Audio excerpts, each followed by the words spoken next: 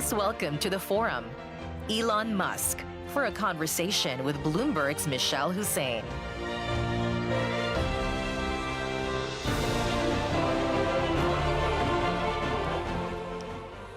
Hello, everyone, and Elon Musk, welcome to Qatar Economic Forum. How are you? Thank you for having me. I'm fine. How are you? Very well, thank you, and very pleased to have you with us. You know, among those here in the audience in Doha are some you will know, people who have backed you financially over the years. Since you last spoke here in 2022, a lot has changed in your life. You're not only running multiple companies, you were doing that then, but now you also have a role in government. So first of all, I hope you won't mind if from time to time I have to move you from one topic to another because we have a lot to cover in the time we have. That will be all right? Okay. Yeah, of course. Well, let's start then with exactly the fact that you now have this combination of being a CEO and having a role as a government advisor. Tell me about your week. How does it work? What's the split of your time? Well, I travel a lot.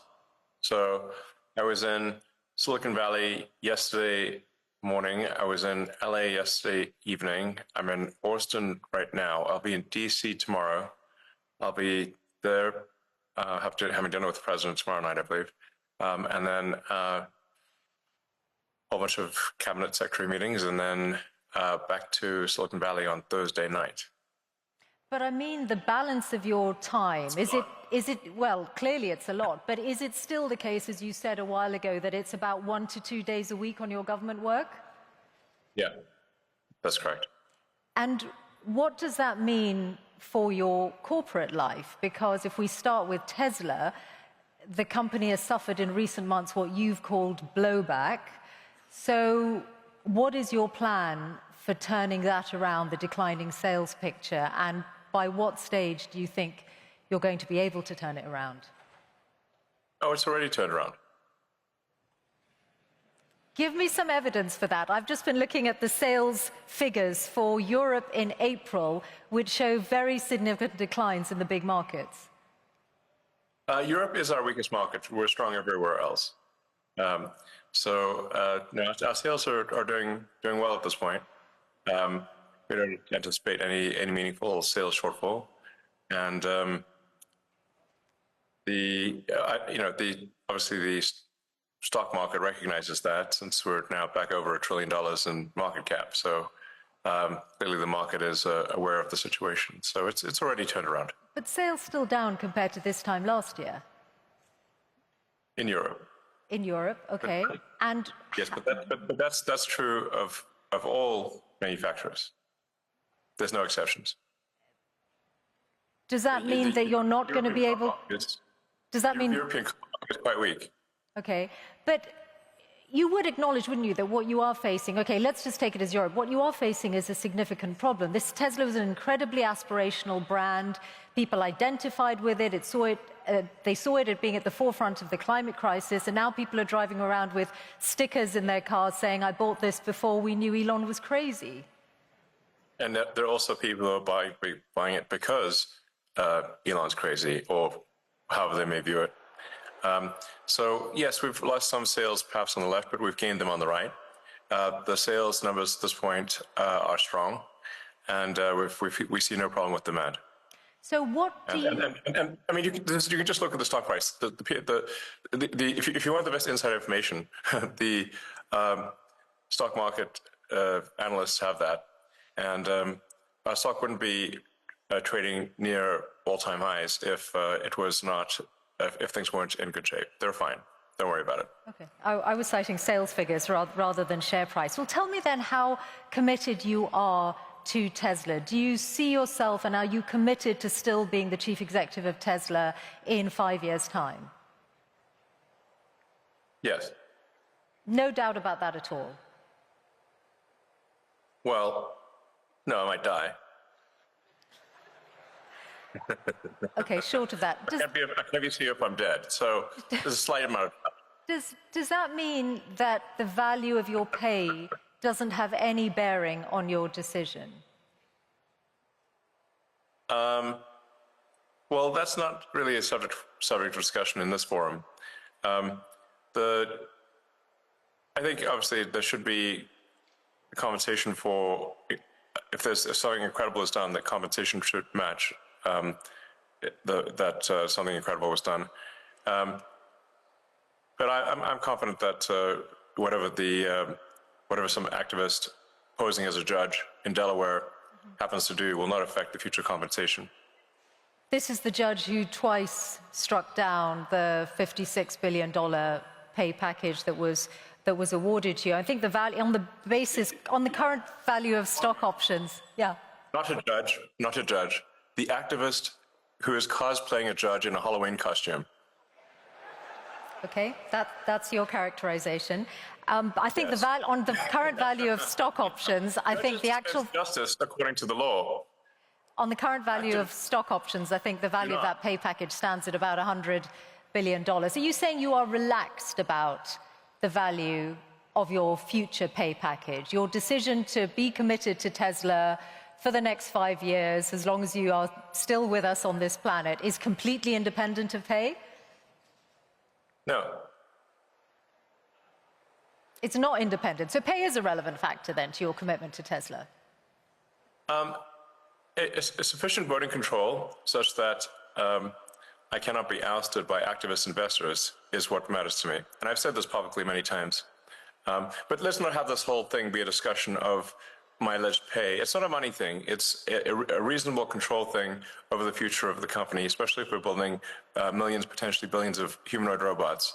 I can't be sitting there and wanting to get tossed out by, for political reasons, by activists. That would be unacceptable. That's all that matters. Now let's move on. Okay. Well, just one question. Let's move on. Well, one question before we move on to other companies, which is that I wonder if some of what has happened to Tesla in the last few months, did you take it personally? Yes. And did it make you regret or think twice about your political endeavors?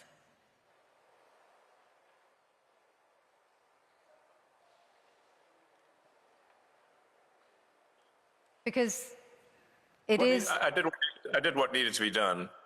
The violent antibody reaction, and I'm not someone who's ever committed violence, and yet massive violence was committed against my companies. Massive violence was threatened against me. Who are these people? Why would they do that? How wrong can they be? They're on the wrong side of history. And that's an evil thing to do. To go and damage some poor innocent person's car, to threaten to kill me. What's wrong with these people? I've not harmed anyone. So something needs to be done about them. And a number of them are going to prison, and they deserve it. And more will. You're referring to the attacks on Tesla showrooms, but I think... Yeah. Firing bullets into showrooms and burning down cars is unacceptable. Yeah. Those people will go to prison, and the people that funded them and organized them will also go to prison. Don't worry. But wouldn't you? We're coming for you. Wouldn't you?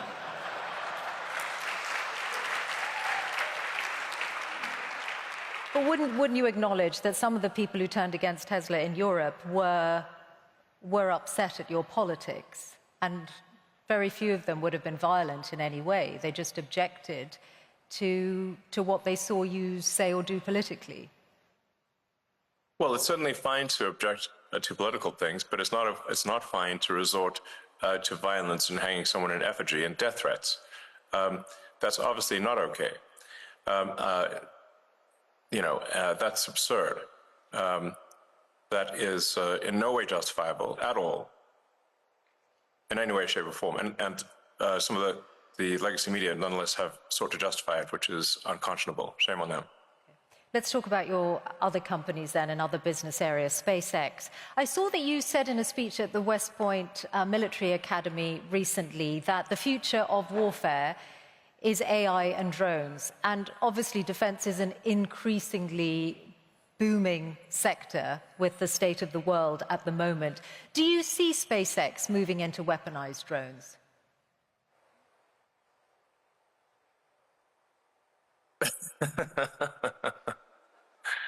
You certainly ask interesting questions. that are impossible to answer. SpaceX is it's the space launch leader. So SpaceX doesn't do drones. SpaceX builds rockets, satellites, and internet terminals. So SpaceX has a very dominant position in space launch. So of the mass launch to orbit this year, SpaceX will probably do 90%. China will do the half of the remaining amount, so 5%, and the rest of the world, including the rest of the US, will do about 5%. So SpaceX will do about 10 times as much as the rest of the world combined, or 20 times as much as China, and China is doing actually a very impressive job. The reason for this is that we are putting into orbit the largest satellite constellation the world has ever seen by far. So I think at this point, about maybe approaching 80% of all active satellites in orbit are SpaceX. And they're providing high bandwidth global connectivity throughout the world. In fact, this connection is on a SpaceX connection. So I think this is a very good thing because it means that we can provide low-cost, high bandwidth internet to parts of the world that don't have it or where it's very expensive. And I think the single biggest thing you can do to lift people out of poverty and help them is giving them an internet connection. Because once you have the internet connection, you can learn anything for free on the internet, and you can also sell your goods and services to the global market. Once you have knowledge by the internet and the ability to engage in commerce, that this is going to greatly improve quality of life for people throughout the world, and it has. And I'd just like to thank anyone in the audience who may have been helpful in, with Starlink and getting it to approved in their country. And I think it's doing a lot of good in the countries that have approved it, which is, I think at this point, 130 countries are very happy with it. I don't currently anticipate SpaceX getting into the weapons business. That's not an aspiration. We're frequently asked to do weapons programs, but we have thus far declined. Do you envisage SpaceX or indeed Starlink as a separate entity publicly listing in the near future or at all? It's possible that Starlink may go public at some point in the future. And what would be the time frame? Starlink. What kind of time frame are you considering? I'm in no rush. I'm in no rush to go public. Public is, I guess, a way to potentially make more money, but at the expense of a lot of public company overhead and inevitably a whole bunch of lawsuits, which are very annoying.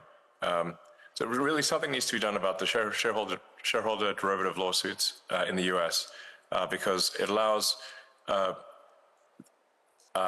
plaintiffs' law firms who don't represent the shareholders to pretend that they represent the shareholders by getting a puppet plaintiff with a few shares to initiate a massive lawsuit against the company. And the irony being that, extreme irony, that even if the class they purport to represent were to vote that they don't want the lawsuit would still continue. So how can it be a class action representing a class if the class vote against it? And that's the bizarre situation we've got in the US. It's a dire need of reform. As anyone who's run a public company experienced this, it's an absurd situation that needs to change. Well, do you think Donald Trump might change it? You've certainly got his ear. I imagine that you've put this to him. Is this something you're trying to change before any Starlink IPO? Well, it would need a law to be passed. But the trouble being that you need 60 Senate votes, and the Democrats will vote against it. The plaintiff's bar is, I believe, the second largest contributor to the Democratic Party. That's the issue. At the state level, this can be solved. And I should say, Texas recently passed a law which, at least at the state level, made lawsuits much more reasonable because you have to get at least 1 in 33 shareholders to agree that they are part of a class of shareholders. 3%. Okay. This will really help with frivolous lawsuits. Okay. Let's talk about AI, which is in so many of your businesses and in all our worlds in different ways. It's one of the big changes, the development of generative AI, since you last spoke to this forum 3 years ago. You're in this space, of course, with Grok, which almost everyone will know. You co-founded OpenAI and then left, and you've obviously got a legal battle with OpenAI and Sam Altman. I wonder if you could say something about the status of that, because you were together in Saudi Arabia with the president last week, with Sam Altman. In the same place at the same time? Sam was in the neighborhood. Okay, so does that mean you are pushing ahead with the lawsuit against OpenAI? Yes. So look, I came up with the name OpenAI as an open source and as a nonprofit, and I funded OpenAI for the first roughly $50 million,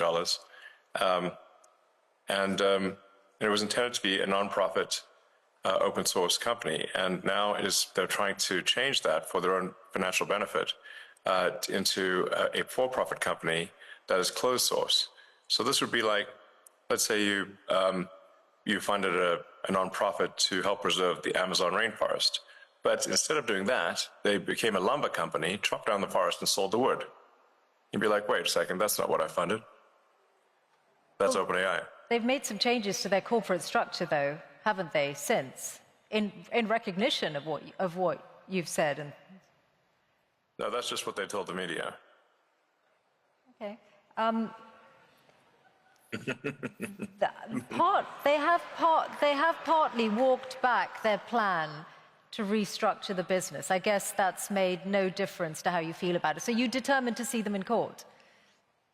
Of course. Okay. Well, that's certainly going to be one to watch. I also wanted to ask you about AI and regulation, because when you were here last talking to John Micklethwaite, you had some pretty strong words about the risk that AI poses, and you said that you really felt what the US was missing was a federal AI regulator, that something along the lines of the Food and Drug Administration or the Federal Aviation Administration. Now, you're clearly now in a zone where you're more on the cutting regulation side than wanting new regulators. So has your view changed on the need for an AI regulator? Well, it's not that I don't think there should be regulators. You can think of regulators like referees on the field in sports. There should be some number of referees, but you shouldn't have so many referees that you can't kick the ball without hitting one. In most fields in the U.S., the regulatory burden has grown over time to the point where it's like having more referees than players on the field. And this is a natural consequence of an extended period of prosperity. It's very important to appreciate this. This has happened throughout history. When you have an extended period of prosperity with no existential war, there's no cleansing function for unnecessary laws and regulations. So what happens is that every year more laws and more regulations are passed because legislators are going to legislate, regulators are going to regulate, and you will get the steady pile of more and more laws and regulations over time until everything is illegal. And let me give you an example of a truly absurd situation. Under the Biden administration, SpaceX was sued for not hiring asylum seekers in the U.S. Now, the problem is it's actually illegal for SpaceX under ITAR, International Traffic in Arms Regulations, to hire anyone who is not a permanent resident of the United States, because the premise being that they will take advanced rocket technology and return to their home country if they're not a permanent resident. So we're simultaneously in a situation where it is illegal to hire asylum seekers and is also illegal to hire asylum seekers.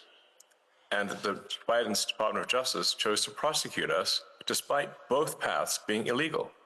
Damned if you do, damned if you don't. But my question was specifically about a regulator for AI, which you said 3 years ago was needed, and you said we need to be proactive on the regulation of AI rather than reactive. Have you changed your mind on that? No, of course not. No, of course not. What I'm saying is that there should be some referees on the field, a few referees, but you shouldn't have a field jam-packed with referees such that you could not kick a ball in any direction without hitting one. So the fields that have been around for a long time, such as automotive, so aerospace, the sort of food and drug industries, are over-regulated, but the new fields, like artificial intelligence, are under-regulated. In fact, there is no regulator at all. So there should be. So Do you still think that? Yes, I'm simply saying, which I think is just basic common sense, that you want to have at least you want to have a few referees in the field. You don't want to have an army of referees, but you want to have a few referees on any given field, in any given sport, or even any given arena, industrial arena, to help that public safety is taken care of. But you don't want to have so there's a proper number of referees. Like I said, it's actually very easy to visualize this when compared to sports. If the whole field is packed with referees, that would look absurd. But if there were no referees at all, your game's not going to be as good. Okay, so let's then talk about your new world, your role advising government. You are in this unique and unprecedented position of having billions of dollars worth of contracts with the federal government yourself, mostly through SpaceX, and also now an insider's knowledge of it because of DOGE. Can you see that there is a conflict of interest or a potential conflict of interest in broad terms just through that very fact? I don't think so, actually. There have been many advisors throughout history and the U.S. government and others who have had economic interests. And I am simply an advisor. I don't have formal power. And that's it. The president can choose to accept my advice or not. And that's how it goes. If there's a single contract that any of my companies have received that people think is somehow not was awarded improperly, it would immediately be front-page news, to say the least. And if I didn't mention it, certainly my competitors would. So if you're not seeing that, then clearly there's not a conflict of interest. There's another way, though, to look at it, that, for example, you have many competitors, whether it's companies like Boeing or companies who would like to do more of the kind of work you do for NASA, Blue Origin, Rocket Lab. And because DOGE is in every federal government department, you or people who work for DOGE, and you are the driving force behind it, have an insight into those companies' affairs and those companies' relationships with the federal government. No, all we do is we review the organization to see if the organization has departments that are no longer relevant, and then are the contracts that are being awarded good value for money? In fact, frankly, the bar is not particularly high. Is there any value for money in a contract? And if there isn't, then we make recommendations to the secretary. The secretary can then choose to take those actions or not take those actions, and that's it. And then any action that is as a function of DOGE is posted to the DOGE website and to the doge.gov or at DOGE handle on the X platform. So it's complete transparency, and I've not seen any case where, to the best of my knowledge, there's even been an accusation of conflict, because it is completely and utterly transparent. Okay. That's it. And what about the international dimension? Now, let's think about Starlink. Starlink is obviously a very, very good internet service. It's sought after all over the world. It's critical to the front line in Ukraine. It has also had more contracts coming its way, and there is some evidence that companies are allowing access to it because they want to be close to the Trump administration and send the right signal. So Bloomberg broke news today that the South African government is working around the rules on black ownership in order to allow Starlink in, and that is being done on the eve of the visit that President Ramaphosa is going to make to the White House. Do you recognize that as a conflict of interest? No, of course not. First of all, you should be questioning why are there racist laws in South Africa? That's the first problem. That's what you should be attacking. It's improper for there to be racist laws in South Africa. The whole idea with what Nelson Mandela, who was a great man, proposed was that all races should be on an equal footing in South Africa. That's the right thing to do, not to replace one set of racist laws with another set of racist laws, which is utterly wrong and improper. So that's the deal, that all races should be treated equally, and there should be no preference given to one or the other. Whereas there are now 140 laws in South Africa that give that basically give strong preference to if you're a black South African, and not otherwise. And so now I'm in this absurd situation where I was born in South Africa but cannot get a license to operate in Starlink because I'm not black. Well, it looks Does like that that's seem about. right to It you? looks Does like that that. seem right to you? Looks like that's about to change. I just asked you a question. Please answer. Does that seem right to you? Well, those rules were designed to bring. Yes or no? Those rules were designed to bring about an era of more economic equality in South Africa, and it looks like the government has found a way around those rules for you. I asked you a question. This is your interview. Everyone wants to hear from you. I asked you a question. Yes or no? Not Racist for me. laws, yes or no? Not for me to answer. I have got a question for you about your government must work, like though, and the racist laws, amount of then. savings. Why do you like racist laws? This is not for me to answer. Come on. Yes, it is. Now, you wouldn't be trying to dodge a question. You have to that ask is a question. difficult for I you answer to my answer, question. No, you answer Look, mine. I think if you, I'm sure you can have that conversation directly with the South African government if you want to. I want to ask you about the total. I can't believe it. That's not good. I want to ask you about the total Why do you like amount. racist laws? I want to ask you about the total amount that you're planning to save through Doge's work. Before the election, you said it was going to be at least 2 trillion. The number currently on doge.gov is $170 billion. That's a big change. What happened to the 2 trillion? Well, do you expect it to happen immediately? Well, is it going to happen? Because Doge is supposed to run till next July. I mean, your question is absurd in its fundamental premise. Are you assuming that on day, within a few months, there's an instant 2 trillion saved? No, I'm not at all. I'm just asking, is that still your aim then? Is it still your aim to get to 2 trillion? Have we not made good progress given the amount of time? That's exactly what I'm asking. So is it still your aim to go from 170 billion to 2 trillion? The ability of Doge to operate is a function of whether the government, and this includes the Congress, is willing to take our advice. We're not the dictators of the government, we are the advisors. And so we can advise, and the progress we've made thus far, I think, is incredible. The Doge team has done incredible work. But the magnitude of the savings is proportionate to the support we get from Congress and from the executive branch of the government in general. So we're not the dictators, we are the advisors. But thus far, for advisors, the Doge team, to their credit, has made incredible progress. You've talked about $4 billion a day being saved, but that won't get, which is, and I think everyone can agree that combating waste and inefficiency in government is a very good thing. But if you add that up, it's not going to get to 2 trillion over the lifetime of Doge. I'm sorry? The 4 billion a day, if Doge is going to run till next July, is not going to get you to $2 trillion. But you still say it's your aim, so we'll take that as read. There's what Doge. I mean, I feel you're somewhat trapped in the NPC dialogue tree of a traditional journalist. So it's difficult when I'm conversing with someone who's trapped in the dialogue tree of a conventional journalist, because it's like talking to a computer.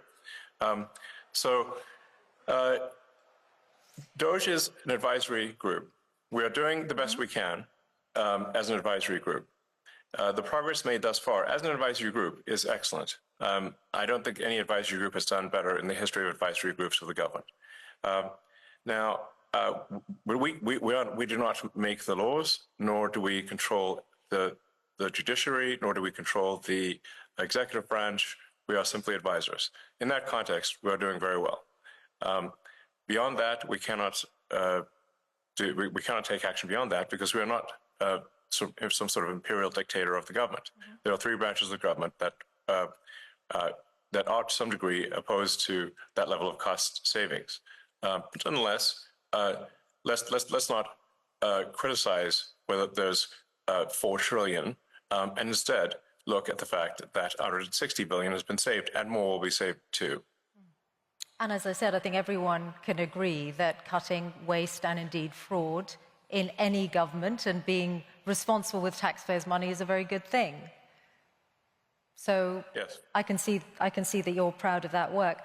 I do want to ask you about US aid and the comments that Bill Gates made the other day, and I know that you called him... Yeah, he's a huge liar. I know, you've said that already.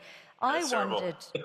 Also, and I'm just... Who does Bill Gates think he is to make comments about the welfare of children, given that he frequented Jeffrey Epstein? Okay, well... He said he regrets those, and he spent a lot of his own money on philanthropy around the world over the years. My question to you is: have you looked at the data to check if he might be right that the cuts to USAID might cost millions of lives? Yes. I'd like him to show us any evidence whatsoever that that is true. It's false. What we found with USAID cuts, and by the way, they haven't all been cut. The parts of USAID that we found to be even slightly useful were transferred to the State Department. So they've not been deleted; they've simply been transferred to the State Department. But many times over with USAID and other organizations, when they said, "Oh well, this is going to help, children, or it's going to help some disease eradication or something like that," and then when we ask for any evidence whatsoever, I say, "Well, please connect us with this group of children so we can talk to them and understand more about their issue." We get nothing. They don't even try to come up with a show orphan, meaning like this sort of like, well, can we at least see a few kids? Like, where are they? If they're in trouble, we'd like to talk to them and talk to their caregivers. Okay, well, and then we get nothing as a response, because it's what we find is an enormous amount of fraud and graft. Okay, let me put this example to you. Very little of it actually gets to the kids, if anything at all. Okay, let me put this example to you, because you grew up in South Africa, so you'll know the impact of HIV/AIDS well. And this is why I asked about the data. The US led on international efforts to combat HIV/AIDS treatment, prevention, and there's an initiative called PEPFAR, which is credited with saving 26 million lives in the last 20 years. It was part of the foreign aid freeze, then there was a limited waiver. Its services are disrupted, and UN aid says if permanently discontinued, there will be another 4 million AIDS-related deaths by 2029. So if you look at that example, which is backed up by data, in 2023, 630,000 people died of AIDS-related illnesses, then perhaps Bill Gates' figures are not wrong. Millions of lives could be lost. First of all, the program, the AIDS medication program is continuing. So your fundamental premise is wrong. It is continuing. Now, do you have another example? Elon, not in its entirety. It is false. Not in its entirety. There's a limited waiver, and UNAIDS have said that not all of the services that were previously funded by USAID are continuing. So that's why I put that example to you. Okay, well, which ones aren't being funded? I'll fix it right now. Okay, well, actually, they're all on the UNAIDS website, so you'll be able to see them. But mostly they are to do with. Mostly they are to do with prevention, and for example, the rollout of a drug called lenacapavir, which was hailed as one of the biggest breakthroughs against AIDS for many years, which came out last year. So if you are, perhaps, I'm sure UNAIDS would be delighted if you're able to look at that again. Yes, but well, if in fact this is true, which I doubt it is, then we'll fix it. Okay, fine. So finally, your political influence.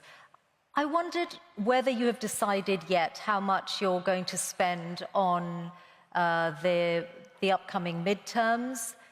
Is it you spent a lot more money on the last US election than you envisaged when you were speaking here 3 years ago. Are you going to continue to spend at that kind of level on future elections? I think in terms of political spending, I'm going to do a lot less in the future. And why is that? I think I've done enough. Is it because of blowback? Well, if I see a reason to do political spending in the future, I will do it. I do not currently see a reason. Okay. What about political influence beyond the US? How often do you speak to President Putin? I don't speak to President Putin. You've never spoken to President Putin? I was on a video call with him once about 5 years ago. Okay. That's the only. Why would you think I speak to President Putin? Oh, you must. I get it. Because you I've believe heard the you legacy. speak. Actually, I've heard you speak about it. For example, in your West Point speech, you said, "Oh, I challenged President Putin to was it an arm wrestle?" And I know the Wall Street Journal has reported your reported conversations. Oh, yes. If you're saying they haven't happened other than once, I'll take that as read. Is there a worse publication on the face of the earth than the Wall Street Journal? I wouldn't use that to line up my cage for parrot droppings. That newspaper is the worst newspaper in the world, if there's one newspaper that should be pro-capitalist, it's the one with Wall Street in the name, but it isn't. So I have the very lowest opinion of the Wall Street Journal. Absolute nonsense, and you clearly believe the tripe that you've read in those papers. I read very widely, and I'm putting these questions to you so that you have an opportunity to respond to them, which you are, and for which we're all grateful to hear your responses. Yes. Okay, we are out of time. So you mentioned me challenging. I did so on the X platform. I challenged Vladimir Putin to single combat over the. But I didn't talk to him. That was a post on the X platform. Great. That's why I asked you, and you've clarified and explained. Thank you. That's why I was asking whether you have had reported conversations, and you've said you haven't other than a video call. Okay. Typical legacy media lies. Okay. Listen, I actually thought I might give Grok the last word, because when I asked Grok what your hardest challenge is, it said the strain of managing multiple high-stake ventures amid financial, regulatory, and public relations crises. And I wondered whether you recognize that characterization and whether you do think that this is a pivotal year in your life. Well, every year has been somewhat pivotal, and this one's no different. In terms of interesting things that hopefully are accomplished this year, getting Starship to be fully reusable, so that we catch both the booster and the ship, which will be the first fully reusable orbital rocket ever in history, which would be a profound breakthrough, as the essential breakthrough necessarily to make life multiplanetary and ultimately become a spacefaring civilization. We've got Neuralink, which is now helped 5 patients restore capability using the telepathy implant, where they're able to control a computer simply by thinking.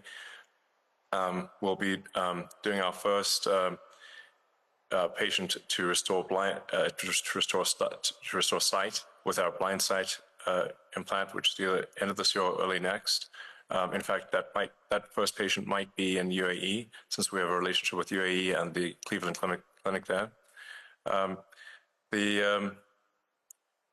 think what's running on the AI front, we are close to what you might call AGI,